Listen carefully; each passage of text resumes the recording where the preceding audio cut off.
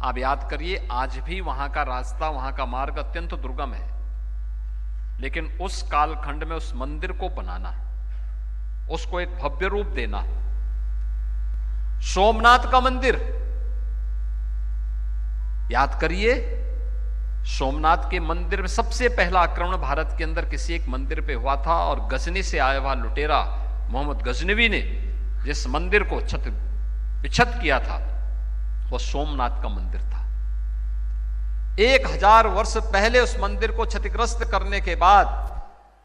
वहां पर फिर से भगवान सोमनाथ की मंदिर की पुनर्स्थापना हो, यह संकल्प उस कालखंड में किसी ने लिया था, तो मालवा की महारानी अहिल्याबाई होलकर ने लिया था। याद करिए, आप सुदूर रामेश्वरम में जाएंगे, वहां पर भी आपको वह दृश्य देखने को मिलेगा। यानी अनेक ऐसे स्थलों का पुनरुद्धार करने का कार्य, उन्हें नया जीवन देने का कार्य, जो सनातन धर्म की पहचान थी, उस सनातन धर्म को पहचान दिलाने का काम एक और उन्होंने बिना किसी भय के, बिना किसी परवाह के, मालवा राज्य की सीमा का अतिक्रमण करते हुए देश के अंदर सनातन धर्म की पुनर्स्थापना के लिए बृहत्तर भारत में उस कार्य को उन्होंने बिना किसी परवाह के करने का कार्य उस कालखंड में किया। और दूसरा कार्य, महिला स्वावलंबन के लिए किया जाने वाला कार्य, महिला स्वावलंबन का जो कार्य है, जिसके बारे में अभी यहां पर आज की मुख्य वक्ता के रूप में श्रीमती कविता पाटीदार जी अपनी बात को कह रही थी, माहिस्मती की साड़ियां, ये उसी प्रकार से विख्यात हैं जैसे काशी की साड़ियां हैं। अपनी कलाकृति के लिए, जरी जरदारी के लिए, भारत की उत्कृष्ट सिल्क के उन नमूनों के लिए, कलाकृतियों के लिए जानी जाती हैं। और हर सनातन धर्मावलंबी अपने घर में किसी भी मांगलिक कार्यक्रम में, खासतौर पर बेटी के मांगलिक कार्यक्रम के समय, इन्हें प्राथमिकता के आधार पर लेता है और उन्हें गिफ्ट देता है, उन्हें दान देता है, उन्हें उपलब्ध करवाता है। यह कार्य भी उस कालखंड में महारानी अहिल्याबाई होलकर ने उस कार्य को वहां प्रारंभ किया। देश के अंदर नदियों में घाटों का, पक्के घाटों का निर्माण हो, घाटों के माध्यम से हिंदू श्रद्धालुओं की सुविधा का ध्यान रखा जा सके। केवल मध्य प्रदेश के महिष्मती में ही नहीं, काशी के घाटों को भी निर्माण करने का कार्य हो, हरिद्वार के घाटों के निर्माण का कार्य करने का हो, देश के अन्य प्रमुख धार्मिक स्थलों पर उस प्रकार के घाटों का निर्माण करना हो, कुएं और बावड़ियों का निर्माण करना। उस समय पाइप पेयजल की स्कीम नहीं थी, आबादी कम थी, लोगों को सुरक्षित और शुद्ध पेयजल उपलब्ध हो सके, इसके लिए बावड़ियां भी बनाई जाती थी। देश के अंदर जहां पर भी इसकी आवश्यकता पड़ी, उस कार्य के साथ उन्होंने मजबूती के साथ जुड़ करके इस अभियान को एक नई गति देने का काम किया था। भारत भारत क्यों बना? भारत दुनिया के अंदर स्वतंत्र भारत एक लोकतंत्र के रूप में सबसे मजबूत और सबसे बड़े लोकतंत्र के रूप में क्यों स्थापित हो रहा है? इसके पीछे का कारण यही है, जो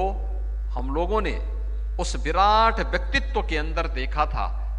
जो महारानी अहिल्याबाई होलकर के समय में हम सबको देखने को मिलता है, या जो हमें 1500 वर्ष पहले आदि शंकर के द्वारा स्थापित 4 पीठों के माध्यम से देखने को मिलता है। आदि शंकर का जन्म केरल में होता है। केरल में जन्म लेने वाला एक सन्यासी मात्र 32 वर्ष की आयु जीता है, लेकिन भारत की सांस्कृतिक एकता के लिए देश के अंदर 4 कोनों में 4 पीठों की स्थापना कर देता है। कोई भी राजनीतिक ताकत उन्हें वहां पर इन धार्मिक स्थलों को रोकने से वंचित नहीं करता, रोकता नहीं, कोई बाधा नहीं खड़ी करता, बल्कि नेतृत्व उन्होंने दिया उस समय की राजनीतिक ताकतें, राजे रजवाड़े उनके साथ जुड़ करके उसे भव्य स्वरूप देने में अपना योगदान दिए। महारानी अहिल्याबाई होलकर ने अपने स्वयं के द्वारा संचित धनराशि से इन मंदिरों का पुनरुद्धार किया था, जो गुलामी के उस कालखंड के दौरान विदेशी आक्रांताओं की क्रूरता और विभत्स और बर्बर कार्रवाई का शिकार हुए थे। उन सब की उनकी पुनर्स्थापना करने के लिए उन्होंने उस कालखंड में जिस भाव के साथ इस अभियान को अपने हाथों में लिया, आज उसी का परिणाम है जब काशी विश्वनाथ मंदिर को एक भव्य स्वरूप काशी विश्वनाथ धाम के रूप में पुनर्स्थापित करने का कार्य प्रधानमंत्री मोदी जी के कर कमलों से प्रारंभ हुआ। 13 दिसंबर 2021 को तब प्रधानमंत्री मोदी जी ने इस बात का उल्लेख किया था।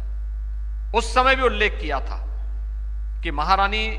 अहिल्याबाई होलकर ने जो कार्य सैकड़ों वर्ष पहले काशी में करके दिखाया था, आज ये उसी की कड़ी का एक विस्तार है। यह महारानी अहिल्याबाई होलकर के प्रति हमारी विनम्र श्रद्धांजलि है, उनकी स्मृतियों को हमारा एक विनम्र नमन है,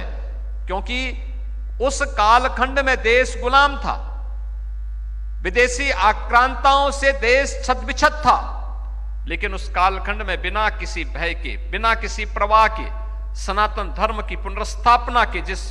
बृहत्तर अभियान को, जिस पवित्र अभियान को उन्होंने अपने हाथों में लिया था, वह पवित्र अभियान सार्थक रूप से आगे बढ़ता हुआ दिखाई दिया। और उसी कड़ी को स्वतंत्र भारत में कभी लौह पुरुष सरदार वल्लभ भाई पटेल ने सोमनाथ के मंदिर के पुनरुद्धार के माध्यम से किया, और उसी कार्यक्रम को प्रधानमंत्री मोदी जी ने इस 21वीं सदी के पूर्वार्ध में ही काशी विश्वनाथ धाम को भव्य स्वरूप दे करके अयोध्या में राम जन्मभूमि पर भगवान राम के भव्य मंदिर को निर्माण करा करके एक नई अयोध्या का दर्शन करवा करके आज एक श्रृंखला आगे बढ़ती भी जा रही है। अब आप जाकर के देखते हैं कि मां विंध्यवासिनी धाम का यह भव्य स्वरूप, अनुमान करिए महाकुंभ का आयोजन इस बार प्रयागराज में हुआ था, और महाकुंभ के इस आयोजन में देश और दुनिया का कोई भी ऐसा सनातन धर्मावलंबी ही नहीं, बल्कि अन्य जिज्ञासु भी, जिनके मन में कुछ अच्छा देखने करने की हमेशा एक भाव रहते हैं, उन सभी लोगों ने प्रयागराज में आकर के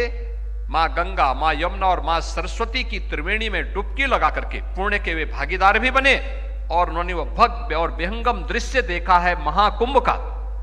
जो सनातन धर्म की एक झांकी को प्रस्तुत करता हुआ दिखाई दे रहा था।